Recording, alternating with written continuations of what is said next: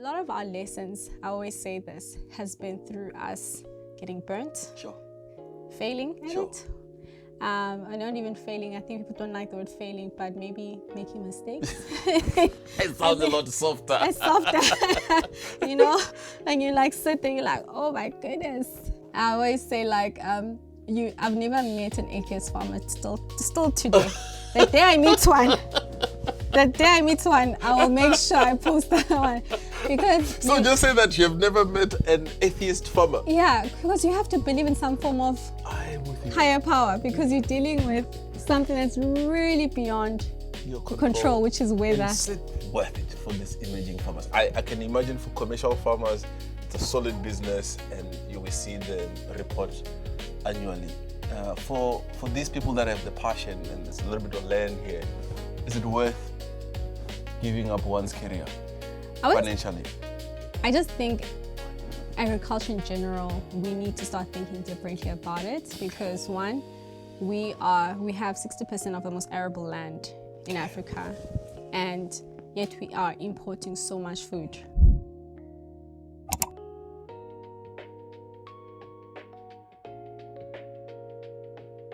Welcome to the Leadership Summit of the Year.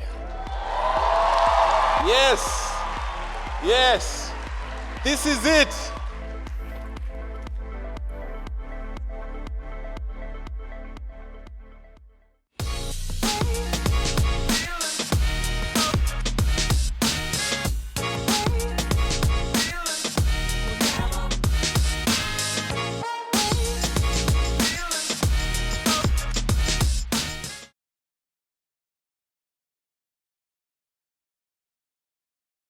Hello, I am Dr. Maanda Tshifularo, and on this week's episode of the SuperLead Podcast series, we're joined by Ayanda Vana, who is the Chief Operating Officer at Kula. Ayanda shares a journey and insights on transforming agriculture through technology, having helped integrate over 20,000 farmers into the platform. And in this conversation, we unpack a story, the work Kula is doing to unlock access to markets and funding for farmers, exploring how innovation is reshaping opportunities for emerging farmers in South Africa. Ayanda, welcome to SuperLead Podcast. Thank you so much. I'm so glad we're finally doing this. I must say I've been guilty, but you're approaching me during the busiest time in Agri to come do a podcast recording.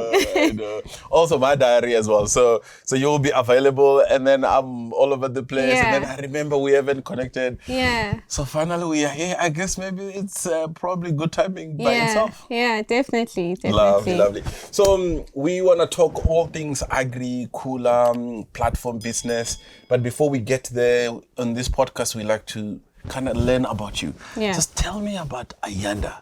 And let's start as early as possible. Yeah, so I'm Ayanda, as I've already stated. I'm a mother to a 2-year-old. Lovely. She probably takes up a lot of my time. I can imagine. You always have to plan your life in such a way that makes sense. You're like, okay, I have to go to gym at 5 because I have school drop off, all those different things. Yeah. But before then, I've just always been someone who was, I would say, kids in these terms back then would say you're such a bully, but it's actually a leader, in always taking a sense of trying to be the person that's daring. Sure. What are we going to play? How are we going to play?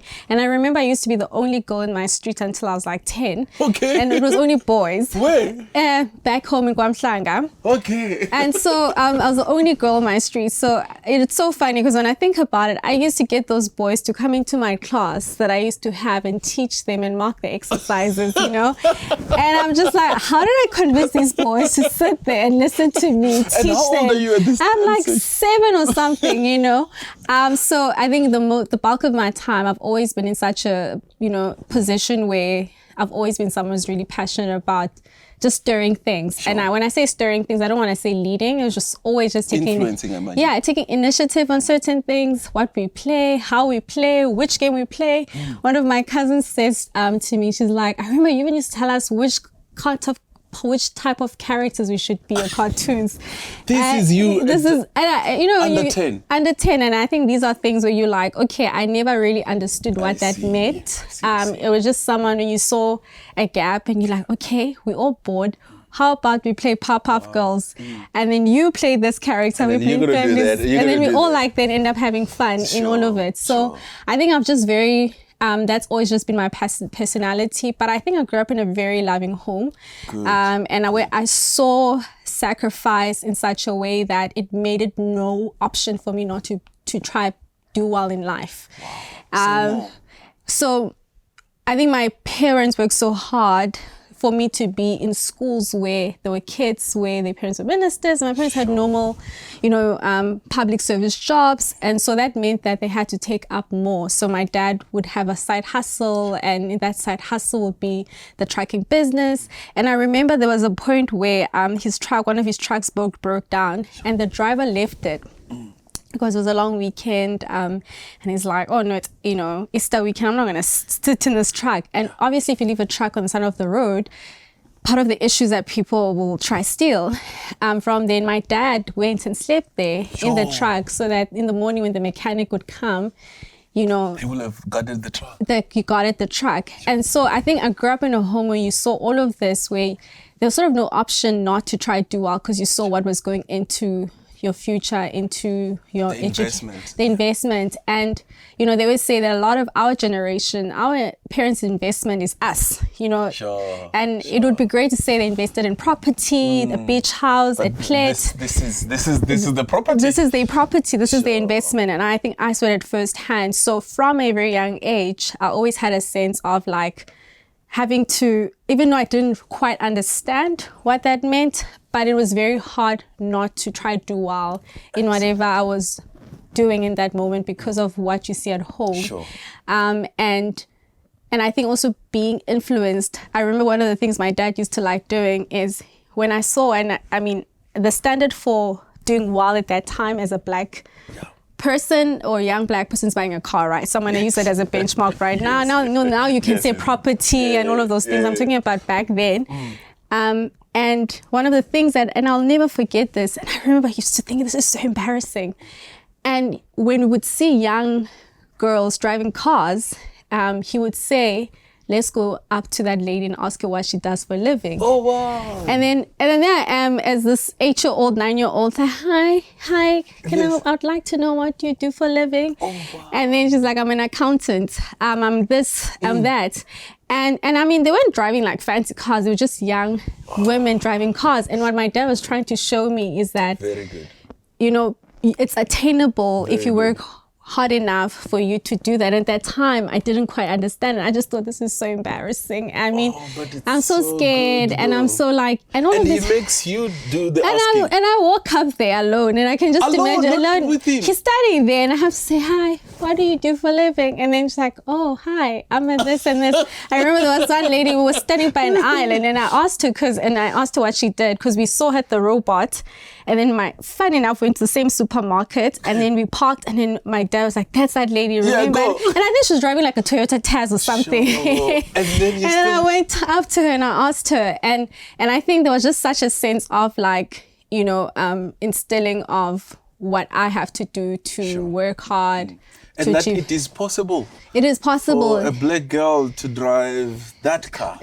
And it was, and what I liked was always, it was not even from a point of like luxury cars. It was just, he's seeing a young girl, he can already tell. I mean, at that time, everyone was old to me. But she was probably 23, now 24, but to me, they look very old. Sure.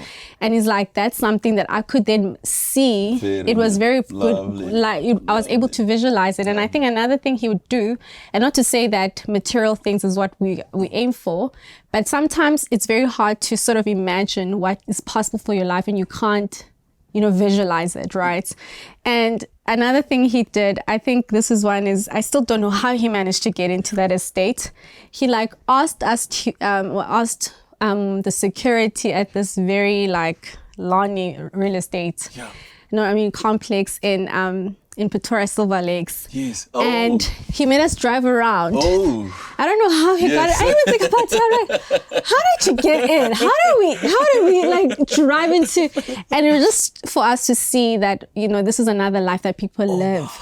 And if you work hard enough. Oh, so good. And so I think there were just a lot of things that came with like, it's possible. And I think having to grow up in a home where things were made possible, even if you weren't quite there. And whatever that possibility is for you, it doesn't have to be material. It could be profession or, I look at my young brother. My parents have always nurtured his sporting gifts or sporting passions. I remember at 8 or 9, he used to be very passionate about cricket. And I mean, Elokshini, having to have kids now playing cricket. My dad built a small cricket patch in the backyard, and now you're hearing these kids talk about Amla. Did you see that? It was insane to see how he was able to influence as a young kid, because he had exposure. President every day, all day, so good. And he had exposure to cricket as a kid who went to a school in town, and all the other kids who probably didn't have the exposure. So now having to see this kid influence all the other kids in the neighborhood now playing cricket at the back, and then hearing them talk about cricket versus maybe what they know would have been soccer. It was really amazing. I remember just doing the dishes. I'm hearing, yeah, Amla, did you see Amla play? I'm just like, what is happening? So I think I grew up in that kind of home where whatever they needed to nurture, and I don't think they were intentional about it. And I say this very purposefully because I think a lot of our parents grew up in a time where you're living with survival. So thinking about nurturing people's talents, gifts, or thinking about things like that is not always something that you're intentionally thinking about, but it's something of, let me just do this. I see. But, let me do this leads to some form of unlocking for a kid. A kid now, my brother is able to graduate at different points in his life to say he's getting a scholarship for sports, but what I'm trying to get to is that was sort of a luxury to have intention of sitting there and They didn't map it all out. But they did activities that opened your eyes. That influence you to work harder, to aim for more, etc. Yeah, exactly. And to just see these pockets. And these pockets were so instrumental in how you're able to visualize what you can do and what you're able to achieve. Lovely. So you grew up matric, and then where did you go? So I went to Pretoria Girls High, I went to all-girls school. And then I went to university. I went to Rhodes. Okay. For my undergrad and my postgraduate. But my main thing when I got there, it was to study law. Yeah. And when I'm always asked, how did you find yourself in Agri? I'm like, I did not plan Agri. Don't ask me questions like that. If you had told me 15 years ago that I would be in Agri, I would have actually laughed at you, because it was not something that I could even think about. And now when I look back, both of my other siblings are in Agri. Oh, wow. My middle brother is in Agri. Okay. My youngest brother, who's 21, is studying Agri now. Oh, wow. My dad convinced him, but also he loves it more than anything. I think his profile pictures with him with cows. So he loves it. So I think... Tammy, we stay long enough here, we might end up in Agri.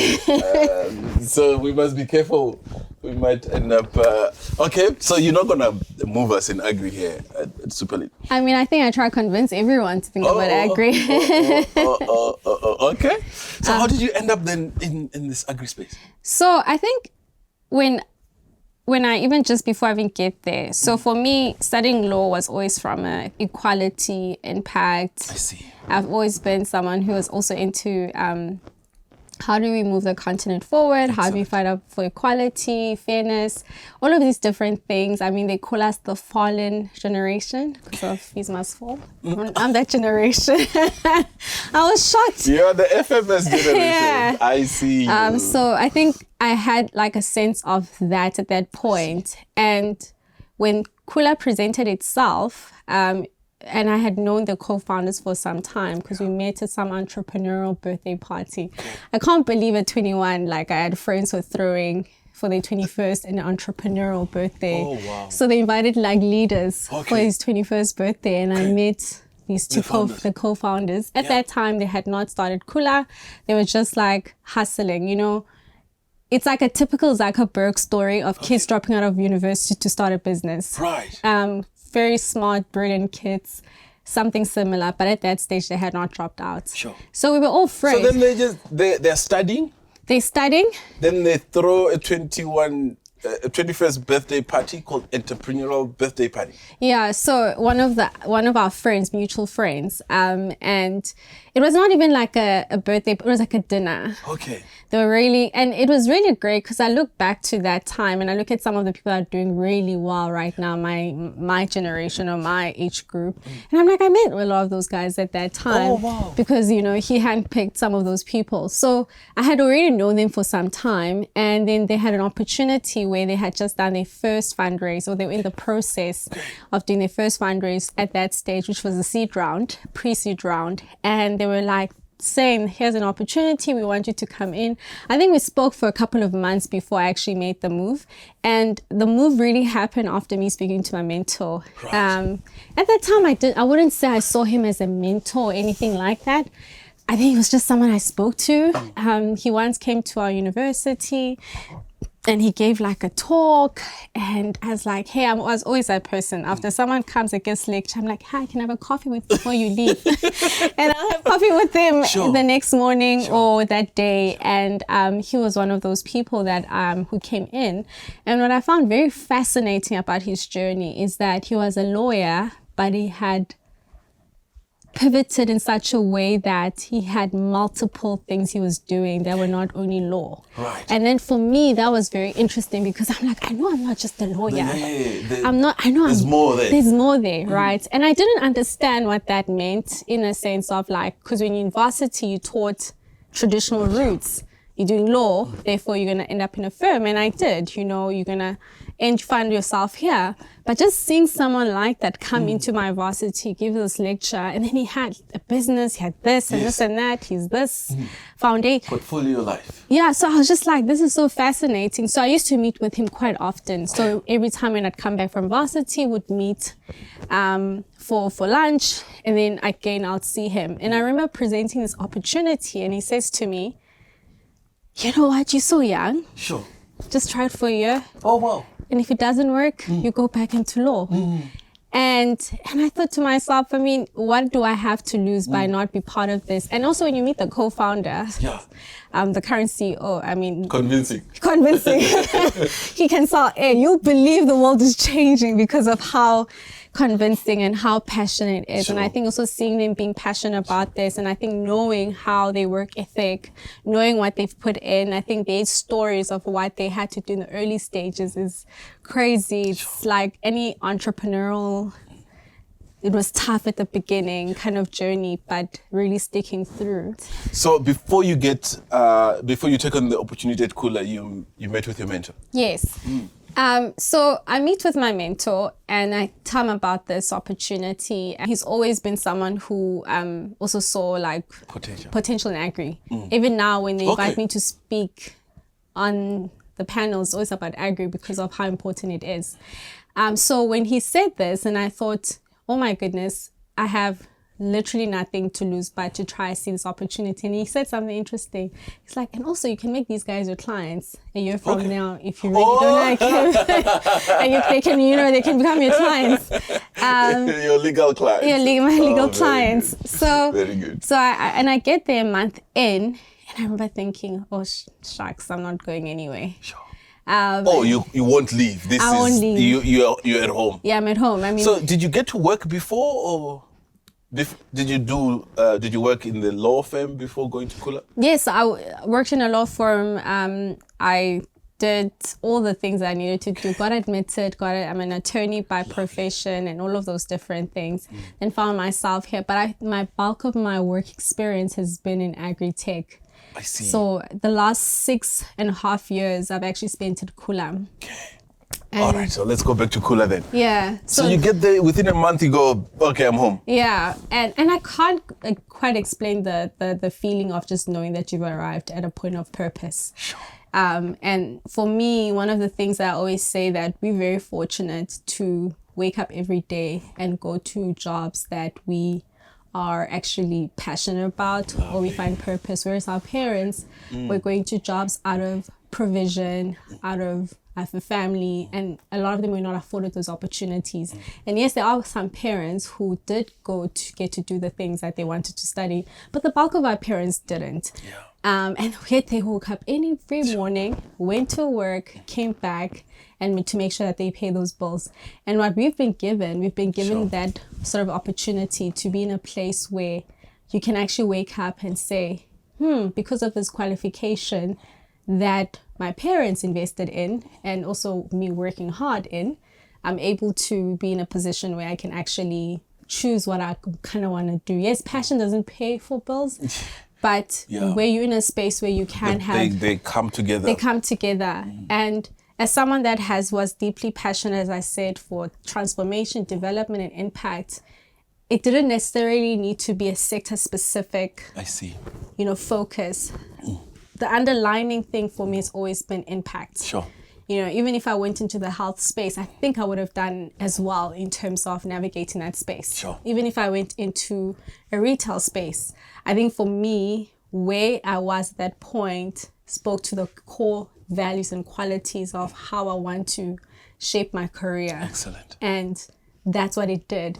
And having to enter agriculture, and I always say this, you become a social entrepreneur, not because you're trying to be one. There is no scenario where you cannot solve problems in agriculture without there being an underlying social change in it. Okay. You think, okay, we're gonna build an inputs platform, and our main goal is to make sure that farmers can get inputs. We're gonna use the depots. Then you realize all the depots that are built around commercial farmers. You're like, how do you get the emerging farmer closer to getting their product instead of having to travel 200 kilometers? You're like, okay, let's build kiosks in areas where farmers can then collect their production inputs. You're trying to get closer to the customer. Sure. That's your main goal. But in the process, you're becoming a social entrepreneur. Exactly. You're providing access. Sure. And your main goal is to get closer to the customer or whoever's buying on your platform. So there's no scenario where in this space, because of our systemic structural inequalities around the sector itself, there is no scenario where you cannot build a solution that doesn't lead to some form of social, social impact or some form of, development or addressing a systemic barrier. Because your ultimate goal is, I'm trying to get closer to the customer, but the ultimate gain from that is that now the customer has access. Now the customer doesn't have to compete. Now the customer can get better pricing. Sure. So the ripple effect of it is that it's a lot more than just getting closer to the customer. Lovely. So tell me about Kula. I imagine there are people listening to us who probably haven't heard of Kula, or there are some that know some aspects of Kula.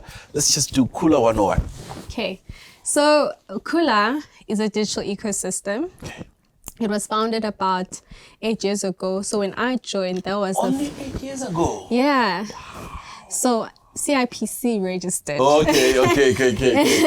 Because its impact feels like it's supposed to have been around long. But continue. So and when I joined, that's when the first year of operational actually really started. I think the first year was really moving around, understanding some of the structural issues around agriculture. So one of the co-founders traveled to Israel, and he was blown away by the innovation. So I think Investic used to run this program where they take entrepreneurs or young people to Israel to just show them the different innovation. And for him, it was like seeing this innovation around agri. And even right now, when you look at what's been happening in Israel, when you see a lot of innovation, there's a lot of innovation that comes out of there. And when they came back here, these are finance guys. I mean, one was studying actual sciences, the other one was studying business science. No way. And they were like, okay, we know we have to solve something in agri, but we don't know what that is. Okay. And part of what they did, they spent like the first year trying to understand the problems. And they always say that we're like a fly on the wall. We would follow a farmer harvesting, going to where they sell their product, seeing where they sell the product, where that product goes after that, and really trying to understand that whole cycle. And that's where the concept was born, to say that the biggest issue or the biggest barrier that farmers have is market access. Right. And the way things are structured right now, if you are in the informal market, obviously you're dealing in an informal market, but if you want to sell, you have to sell through what we call the physical markets, Johannesburg markets. And if you go there, I mean, one of the exercises I always tell anyone joining is you wake up at 4 a.m, you must go there. It's like the 1920s on Wall Street, you know, and the bulk of our produce is actually traded there. You know, a lot of farmers send there. But what that comes with percentage where you have to pay 7% to the agent commission, 7% to the municipality. But also, you know, you're dealing with perishable food and it's sold on consignment. So you're always finding yourself where you're living with quite little versus to what you should be making. And a lot of farmers are not getting direct access to formal markets where you can sell to retailers, you can sell to processing houses, to different buyers in the industry. And so that was when the first concept was born. So you're like, yes, we've solved the problem, market access, farmers can sign up. Then you soon realize that, okay. So this is the current situation. So the farmers do the work, they've got their produce, they have to take it to the places like Joburg markets. Yeah. And then what did Kula do? So Kula builds this platform, right? Yeah. So this platform now, that, they're like, okay, this is the problem. We're going to build a platform for market access where farmers can sell directly to buyers. The likes of the retailers, the big retailers. The retailers. Right. And so that Woolworths can just buy from my farm. Yes. Back in Toyando. Yes. That was the idea in terms of what we first built.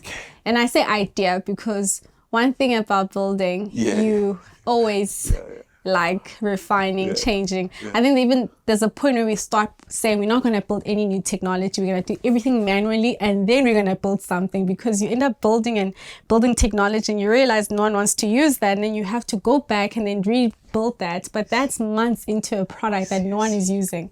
So we were like, we're not going to do anything. We're just going to do things manually and see how we make the manual process better. I love it. This Brian Chesky, he speaks about the same thing, where you kind of do something manually and then you go, right, now we understand it. Yes. Let's put technology. But I'm still struck. So finance, actuarial science student, business science students, and a law professional. Yeah. There are no techies here yet. So there is then a techie joins. Okay. A techie joins one person. Right. So the way at that time, and the way they recruited this techie, they were like, who's the best computer science student at Wits? Student? Because it's still early stages. Okay, I see. And then there was a student at that time who was number one. And then he became one of the then co-founders. And so now there's 3 of them in this whole mix. So market access then becomes the place where we built that. We went the MTN app of the year. We have gazillion farmers sign up because now everyone's so what's gazillion for the purposes of our listeners? Oh, a lot of farmers sign up. But like, you're at 20,000? So we're on 20,000. By that time, there was like 1,000 that signed up. Every time you did an interview, farmers would sign up. And I mean, there's a point where we even stopped doing interviews because we were getting too many sign-ups or too many users. And our platform was actually quite not ready to support so many users. And we didn't. And it's also important for the demand and supply to make sense, right? We always say that imagine waiting 2 weeks for your Uber, but you have to go now. It says 2 weeks away. Delete that app immediately. You delete the app immediately, right? So we stopped doing interviews. So when you have all these farmers that are signing up on your platform, now they've seen this MTN app of the year. We were all shocked because at that time we had an MVP product. And there were other very big companies that are listed that also entered. And then now, how you have this tiny entity called Kula with less than 100 users who win the MTN app of the year, and then the best agricultural solution. That's when then that's when Kula started growing. We had farmers sign up. I think the first interview we got close to 1,000 users download the app. And you look at those users, you're like, okay, that's the first solution you've sort of built, which is market access.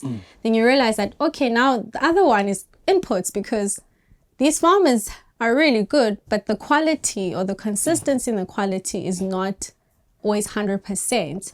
Then you go deeper to trying to understand production inputs. So then our second platform becomes the production inputs platform. Right. At that time, we already had our first institutional investor. That's when I actually joined. Okay. During the time of the production inputs platform being built. E-Squared came in. They were our first institutional investor. We were able to just play around to see what would be the next way of building this production inputs platform, because ultimately you want to make sure that the quality makes sense for the market. And part of that is making sure you procure inputs at the right time, and also making sure that you're planting using the right inputs. I see. And that was the biggest. These are seeds and manure and all the rest of it. Chemicals, fertilizers, anything you can think about. So when we first started, it was just purely that. Yeah. And one of the barriers, and this is why people don't understand, you have this market, but if you don't have, and I'll get you to the how we got into financing. If you don't have financing, you aren't able to really provide for this market, right? And a lot of commercial farmers plant sell on those bases. You get financed every season for production inputs. Right. So you might have a contract worth X amount of money, but you need production inputs for you to plant so that you can service that contract for that specific buyer. It might be one of the retailers or one of the processors. But so often what happens is that farmers or emerging farmers aren't able to get financed on time. Therefore, they aren't able to plant on time. Therefore, they aren't able to get the best yield and quality. There's optimal planting window periods in agri. When you miss that, it affects your yield, it affects your quality. And when those things are affected, it means you're going to make less money than what you could have made if you planted a week before. It's that specific to a week. A week, 2 weeks, depending on the crop, depending on the area. If it starts raining now, your grain farmers are like, where is my money? I need to plant next week because it's raining now, you know. So it starts raining now. They need money to buy seeds and fertilizers and a whole bunch of stuff. Whatever the plan is for that season. Right. So they need those things to plant on those bases. So if those things are not procured on time, you'll see a lot of farmers that get affected because of the yield will then be the ultimate sort of outcome of not being able to procure those things on time. So it seems so small to say, I need to get my seed now. And then there's a bigger problem with seed also, seed security. It's not even a South African thing. I was in Zimbabwe last year with the FAO, and I realized that there was a lady from Mauritius and she was talking about a seed problem, seed security. If you don't procure seed for certain commodities on time, you're not going to plant, because think about this. As a retailer or as a processor, if you're selling, maybe you sell, let's say you sell chips or whatever, you have a certain amount of potatoes you will need to procure a year. Yes. Because you know ultimately how much is bought yes. in terms of when you start processing. So there's no point of you exceeding that because you're trying to support more, because there's already a set schedule for that year.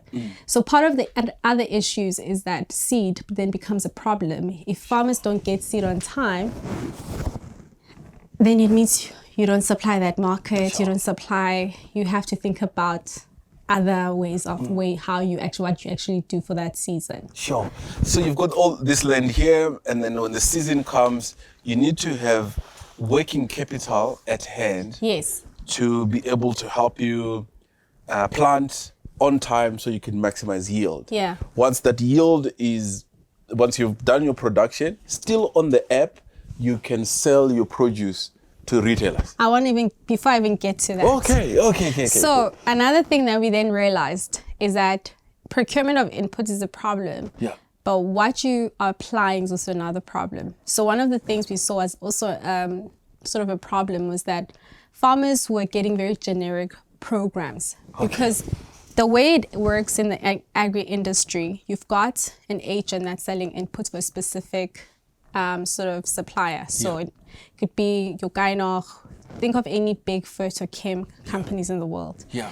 But they're servicing relatively bigger clients that are buying 20 million rand, 30 million rand worth of inputs for the season. Sure. Even more. Then you've got a farmer who is in Makapanstad and buying 100,000 rand worth of inputs. Sure. And for me to take my bakkie and service that farmer, the cost to serve is too high. it doesn't make sense. It makes sense for me to service the 20 million rand one versus the 50,000 rand one. Exactly. That's where technology becomes a solution. Say more.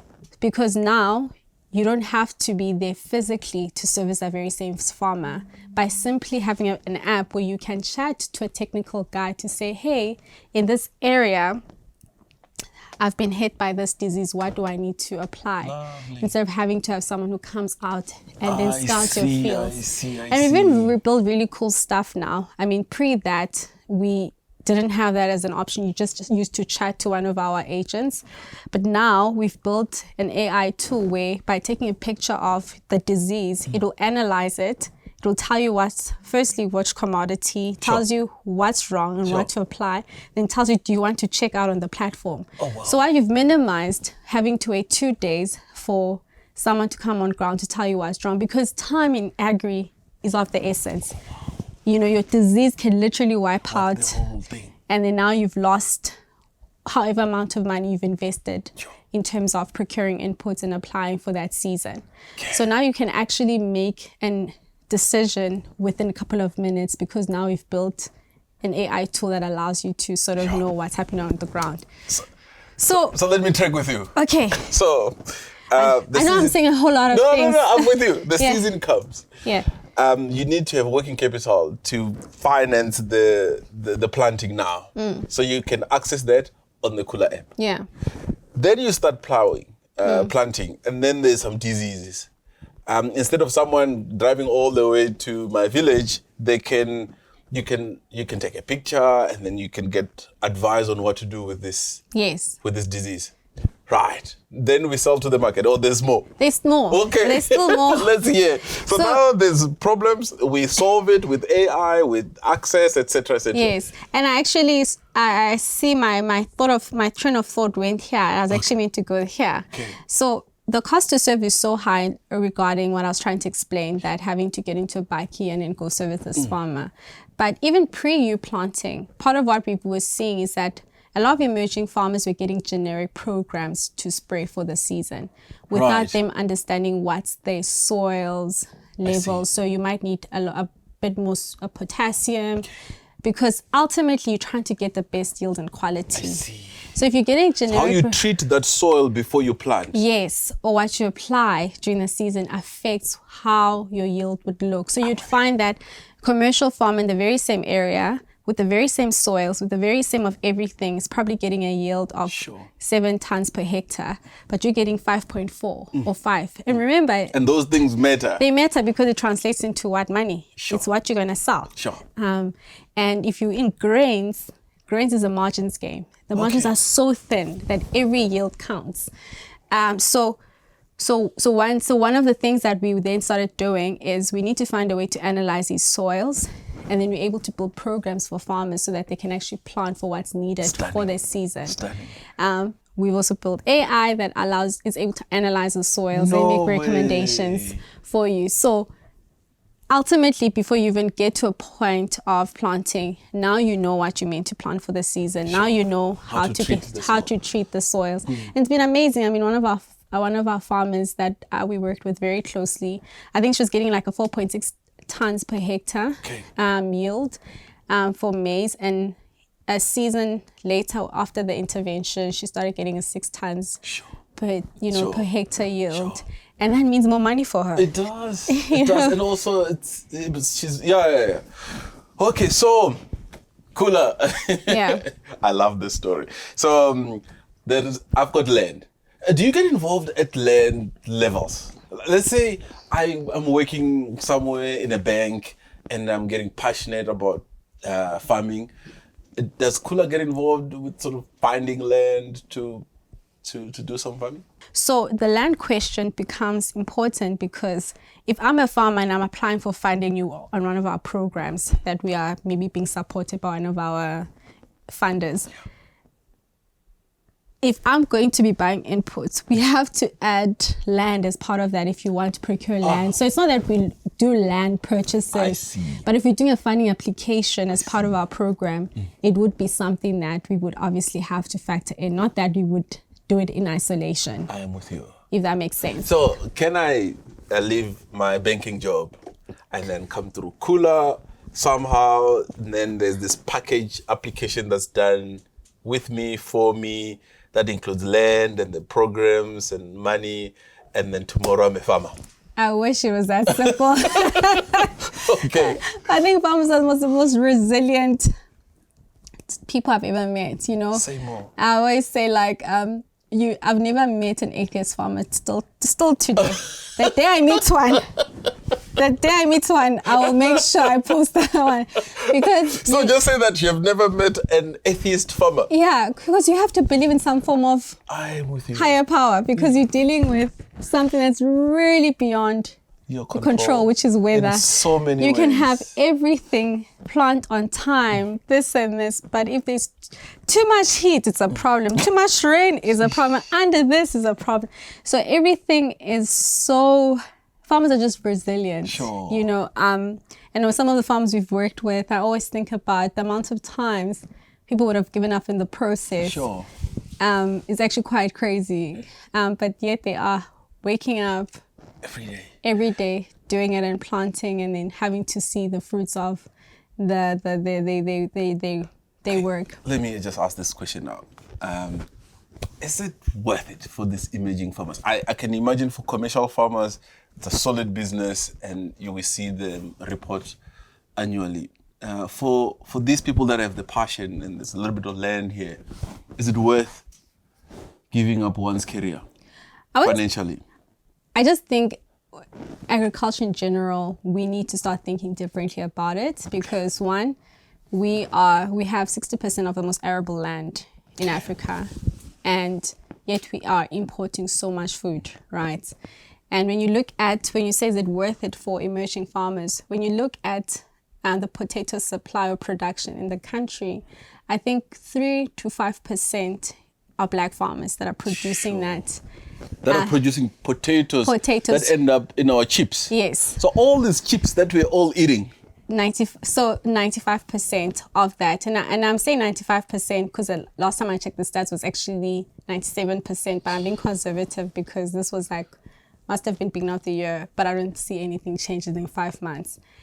And why I say this is that we have 2 million smallholder to emerging farmers, according to Wandile Sohlobo, who's an agri-economist. And then you have 30,000 commercial farmers in the country. Wow, 2,030,000 commercial. And then the 30,000 are responsible for 97%. Or just of the chips. Or the potatoes, but they're responsible for about 80% of our food supply, right? Right. So when you say, is it worth it? I think for me, we start looking at how do we transform the sector through making sure we're getting more emerging farmers to grow and progress and graduate.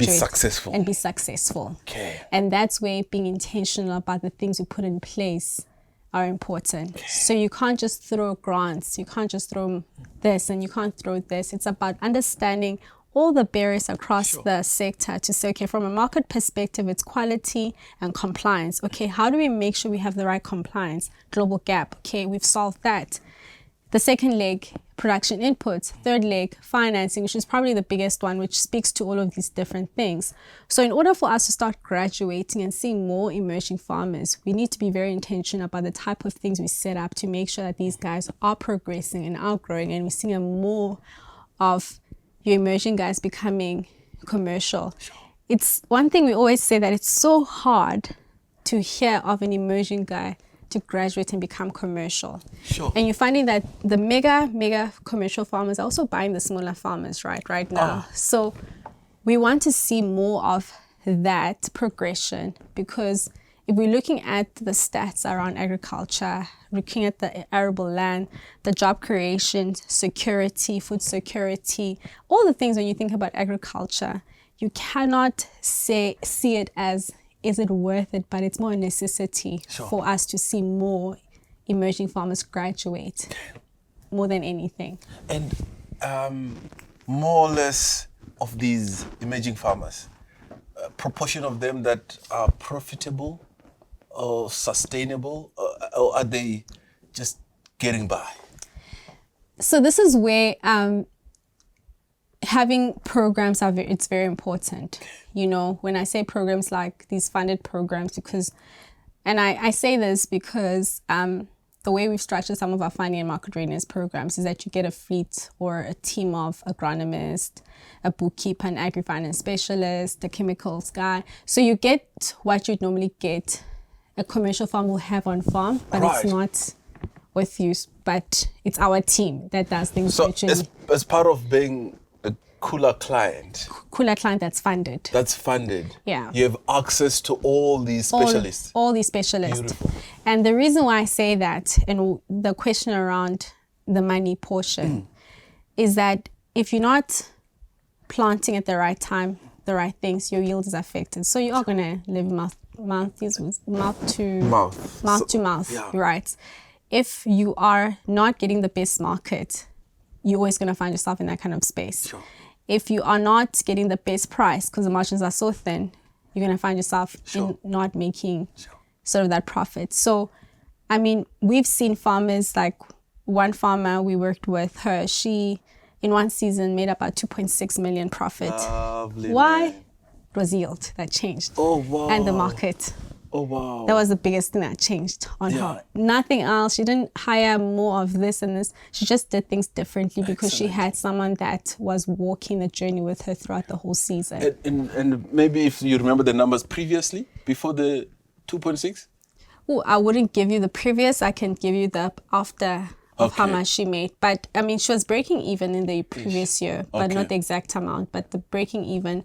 And also she increased her yield. She went from 200 hectares to 400 hectares of land that she planted with us. We were able to get that with her. Lovely. And we also worked with her through our programs to get funding ready. Excellent. What I'm trying to get to is that once you have the right team, then the money translates. Okay.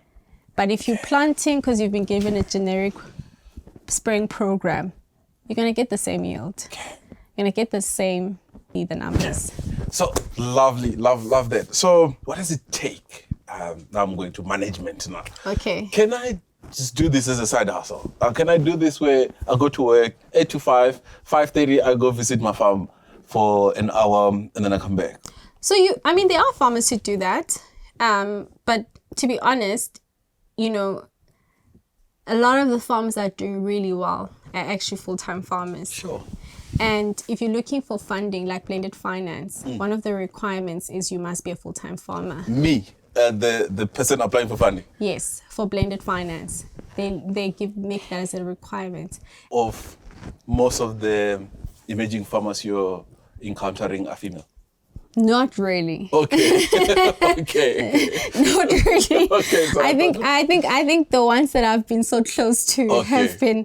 We have a lot of farmers, but the stats in South Africa, you already know the land ownership versus, between women and men. It's those are the stats. Okay. We want to look for them. We want to be intentional, but we also want to be very realistic about the realities of the agri space right now, that there's this percentage of women in agri and this percentage of women that own land.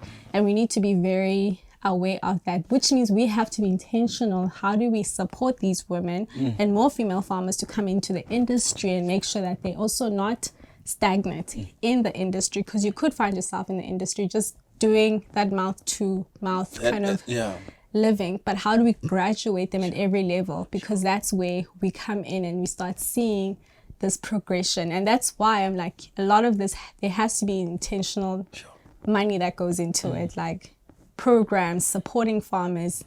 We have to, spend that time because that's the only way we can start seeing progress and growth within the industry. Excellent. The thing that struck me with your description of year one was this idea of just following farmers without building anything and just studying and immersing oneself into the problem fully until we go, problem one is market access. Just say more about that to potential entrepreneurs. Yeah, I think one of the things we learned, I think it was not even because we were trying to do it from a point of this is a smart way. We were just burning money that didn't make sense. Okay. And part of it is you build a product because now you're thinking about the cost of building a product. And if that product is being built, but it's not going to be used, what value does it actually bring, right? So you wasted 8 months of your dev time trying to build a product that won't be used. Sure. And part of the pausing of saying, let's really understand the manual processes was actually us finding a better way of not burning money. Because I think a lot of startups, convinced about the tech. The tech and the tech and the tech. And the space we in Agri is that fortunately we're in a space where human interaction is very important. Even if you have a tech piece, you still need to interact with people in order for them to really trust your platform. So there are certain things that we were building, but we found that people are not really adapting to those things. And part of us pausing and saying, let's do this manually. One, we don't want to burn any more money. And secondly, we don't want to waste time on building products that maybe do not really reflect what is needed in this industry or needed by farmers. And thirdly, we just want to build solutions that make sense to people, right? So we were able to do that when we put a pause on certain products, and then really understanding, okay, this is actually what's frustrating. Sure. How do we use technology to make it easier? Like the AI tool, it was not even from a point of, I want to build a new cool AI. let me build a new Kula. Yeah. We did a program, it took forever for an agent to go visit that farmer. Sure. It was 2 weeks later. Sure. The farmers, chilies were now really bad. This is before our team was as big as it was now. So we actually relied a lot on, the external guys to support us. And we're like, wait, there has to be a more easier way of having to service this farmer. And initially we had a team member who was doing it, but to a point where we were able to then think about how do we make it easier through technology to service this farmer. Oh, wow. And so a lot of our lessons, I always say this, has been through us getting burnt, sure, failing at it. And not even failing. I think people don't like the word failing, but maybe making mistakes. It sounds a lot softer. It's softer, And that's why our product has been refined to this point where we're able to look at 3 years ago, 5 years ago, and we can see the growth and some of the wins that we've had in each season through some of the things we've learned along the way. Excellent. So the stopping was important. Wow. But what it did for us, we were able to build something that was actually needed. And that's very important. Oh, beautiful. Now, we're in the month of Youth Month, and you are a relatively young leader. Am I? You look a lot younger. Just say something about sort of leadership and young people. And I love your story about starting to lead at that early age before 10. What might you say to younger leaders? Sure. I think the conversation is very hard to say without removing Africa as a context, right? When you think about young leaders, I think we exist in a space where there's a lot of structural inequality. So when you think about leadership, it's always about how do you serve the continent and how do you make changes in such a way or lead a team in such a way that speaks back to the continent. Because where we are, there's this intersection between existing in a space where there's a lot of structural inequalities because of our history, but then there's a rapid change. So you're trying to balance these two things and making sure that they work. But then the realities of that is that there is the reality of where we are as a continent, and there is the reality of where we're operating. So I think for me as a young leader, or as anyone that's in that kind of space, I would always say, we always look at what does it mean for the continent, right? What does it mean to bring change, transformation, impact through how you lead your team, how you lead organization, how you lead your business? Because whatever we're doing here, it's all about how do we serve the continent in such a way that we can start seeing that shift and move because of where we are as a whole. And I think we exist very differently when you travel and you meet other tech entrepreneurs in that are not from Africa. Just in Africa in general. Okay. Our thinking is very different in terms of how we solve problems, because we're solving problems that deal with people's livelihoods, most of the time. A lot of the businesses are being supported or being funded. It's all about livelihoods, how to make livelihoods better. You can think of all the massive tech innovations that have happened. It was all about getting that small person access, that small person that it's always about that. And I think we exist in that kind of space. And that's why it's very hard to answer the question without having to look at the continent as a whole. And even if your intention is not to help that small person, you just see a gap. But it's always the inequalities that exist within that space. Sure. I'm working on this project where I'm curious, generally for leaders. When they arrive at a point of feeling overwhelmed, like there's just the demands from outside feel like they're a lot more than one is able to meet personally. If you've ever had that moment and how you navigated that, just the point of overwhelm. When do you not have that? I thought maybe for someone like you just cruising. Maybe there's like a quarter where things are hard and there's a bit of overwhelm. So it's like. I think this is also another thing. We're in an industry where it's a constant sense of like whatever's happening to those farmers is probably also affecting the business itself. So if there's a drought, it's also impacting. It's a drought for Kula, right? If there are floods. It's the floods for Kula. So I think the space we operate in, we cannot isolate the agri from the technology to say, oh no, we're just like a take-a-lot where you just procure. But the bulk of everything that's happening is also centered around farmers. So when that happens, when it happens, not if it happens, when it happens, I think I'm very fortunate, and this is more like the less Oprah answer. It's probably not as deep as maybe what you've had in the past. But I think I'm very fortunate that I've got a great team that we work with. Lovely. Team at Kula. The team at Kula. The other execs that I work with. I think the most called people on my phone are them. We speak a lot, and I think I remember COVID was tough, not because our business stopped. Our business actually did well because it was, essential services. It was tough because we were all isolated.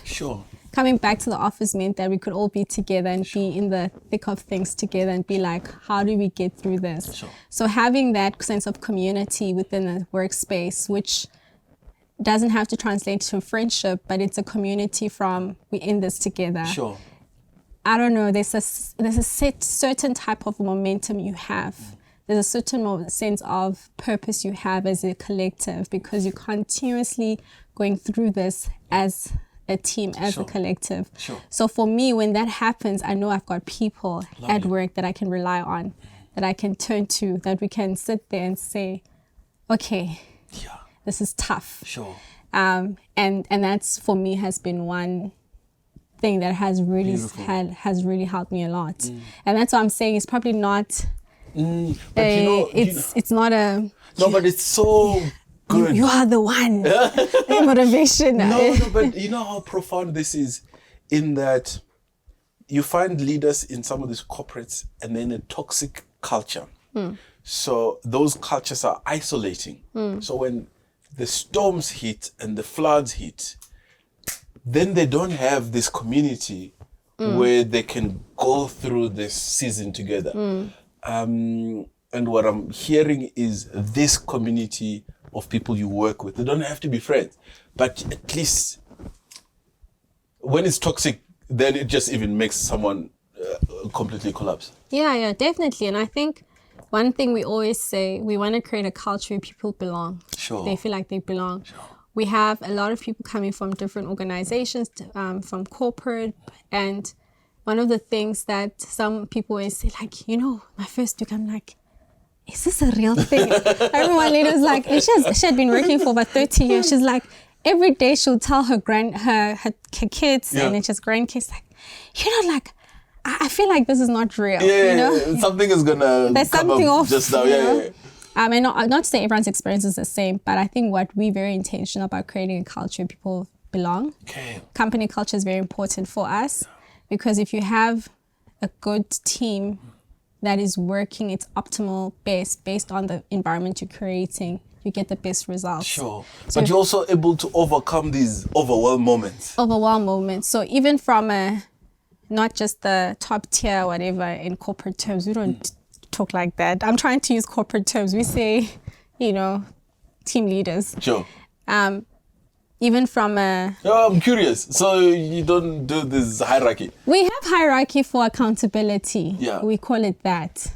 It's for accountability. Okay, but on the main, it's just a team leader? It's a team leader. Yeah, we use team leaders structures. That's how we navigate that. I think maybe one day we'll change. We're at 43 people now. Sure. So maybe when we're at 100, it will be different. But right now we work with that kind of structure. So what I'm trying to say that even outside the top tier from a corporate perspective with everyone else, I think that's very important. Even like when we're creating a company culture doc, we all sat together and we're like, what does it mean? This was 5 years ago or 5.5 years ago. And we've refined it last year again with the whole team, went through the items. All 40 odd of you? At that time, we were like 25. Okay. Yeah, the most growth we've had is the last year. And I think by end of the year, we should be at 60. Wow. So, and this small group of people is making this level of impact. The team.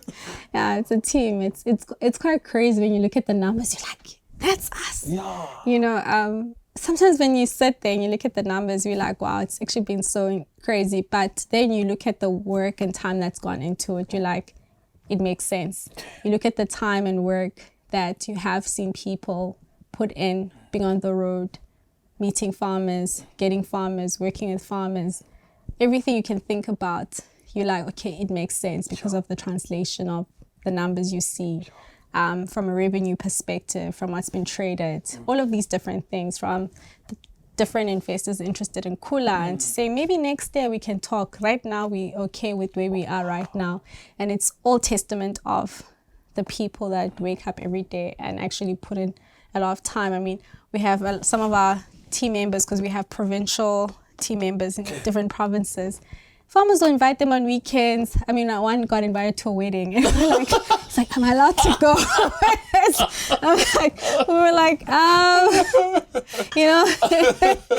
And because, farmers are like lovely people to meet, but, you got invited. We were like, so from all of that, you're able to just really just take in and you soak in. And I think when we first started, where my parents, everyone else were like, what are you doing? Yes. And to where we are right now, I think it's really testament of all the years of work that has been done by the team. And going back to the Youth Month, it seems most of these are relatively younger people. Yes. Building this amazing organization. Yes. I think 90% of our people are under 40 in our team. Wow. Yeah. 90%. That is awesome. We do have a few, and I think as more we hire now, where we're going, we're finding that we're actually having to go on the other side. Yeah. And it's been so good because I think on our company culture, we say no one breathes chocolate air. Literally. No one breathes chocolate egg. Which means we must all respect each other, irrespective of who you are. So good. I wonder where it comes from. This interview is going to end up being 3 hours at this rate. I feel like I should stop talking. I also talk a lot. That's another thing. I talk a lot. So also. I'm probably like plowing. Po's going to have a heart attack of her own. But I'm curious, where does that come from? I actually don't know, because it's written in our company culture, and we used to have in our previous office, we used to have the culture things on the wall. Yeah, so I'm curious about other sentences written there. No one breathes chocolate egg. Pura boju whatever. Huh? Which is a term we made up. What is that? It means in stitches. Catch me up. It's a term that the team, we have a team that made up, which means that we work hard, but we also have fun. So it's a burabuju whatever. It's a term. It's not a real language. Okay, and that's a culture It sentence. used to be on our burabuju whatever. Okay, another one. Another one. Okay, we have one on rest, but so the rest one is rest well, I think. Okay, easy. But I think those are probably the most. They were the ones that had been a little bit on the left field. They're quite different. Okay, last two questions. For you to give our listeners a challenge of any sort and to recommend a book or two. Two things I'd recommend is Masters of Scale by Reid Hoffman. I think he doesn't do as much interviews anymore, but at the beginning stages, and what I loved about this podcast is that he used to interview a lot of founders. So he's interviewed Zuckerberg, anyone you can think about. And Reid Hoffman is one of the co-founders of LinkedIn and one of the early founders of PayPal, one of the early investors of Facebook. So it's really great to hear how Canva grew. I think even some of the things we've tried to do from the culture stuff really came from him interviewing former CEOs of Netflix. So a lot of the things that we've really done has been around also listening to the podcast. And there's also a book that he wrote after that. So that's a podcast. If you're in the tech space or you're building something, you're looking to scale something, read that. And then secondly, a book that really has changed my life, or not changed my life, but has really played a role in how I navigate a whole lot of things in terms of work, people, is A Purpose-Driven Life by Rick Warren. And it is a faith-based book, but I really love that because it speaks about purpose and what God has called us to do and what purpose looks like. Because sometimes we are like, I don't know my purpose. You know your purpose. It's, and it's in the Bible. But more than anything, I think that's a great tool for yourself for life, and it can translate into every sphere of your life. So those are the two things I would recommend. I challenge you to maybe start seeing problems within society as a way to start thinking about solutions. I think we live in a space where, there's so many solutions and innovation we need to start thinking about. And we are the generation that has the potential to bring great innovation within the continent. So one of the things that I really would challenge you is that instead of complaining, like I like to say on the team, what is the solution? How do we solve it? What are the alternatives? How can I support you in the process of solving that instead of it being something that we complain about? So be intentional about looking at that. And I believe that by doing that, you have a different outlook of life. Life then feels like, how do I give more than what can I take, but more how can I give to life or to people around me and my work. Oh, thank you so much. That was incredible. I could go on based on this Kula story, but now I need to honor your time, which I'd quite sincerely. No, thank you so much for having me. I hope it was useful. It was incredible. Incredible. It was useful to me already. Like if it doesn't touch, it was incredible to me, Chris, me already, and the team here. So this was super amazing, and thank you for the work you're doing at Kula. Thank you for making the time for the interview, and I think we're gonna do a little bit more even in other spaces to tell the story of Kula and your leadership there. All right, thank you so much, and I'm excited to continue the story in other ways. Lovely. Ladies and gentlemen, Ayanda in studio. You guys are so kind. Do you clap for everyone?